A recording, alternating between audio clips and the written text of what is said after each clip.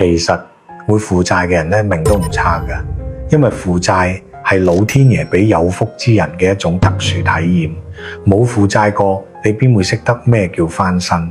而且人一旦負債，先至係真正揾翻自己嘅時候。所謂人生轉運咧，其實就係你突然有一日醒悟，原來呢個世界上真正可以救到自己、幫到自己嘅，真係只有自己。到咗嗰個時候，你嘅大運就靜雞雞開始啦。從玄學角度講，負債其實都係一種布施。無論係提前消費、房貸、車貸，定係突然嘅損失、被騙、創業失敗，表面睇係欠落一身債，本質上係提前使咗未來嘅錢，未必超過你成世人嘅數。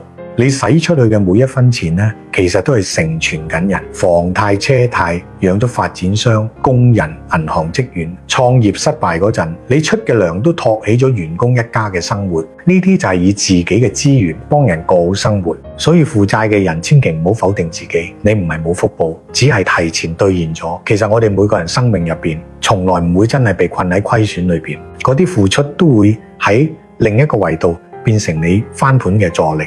老天爺從來唔會俾你扛唔住嘅揞，今日遇到幾多難，將來就會得到幾多。對自己講一句逆風翻盤，祝自己能夠乘風破浪。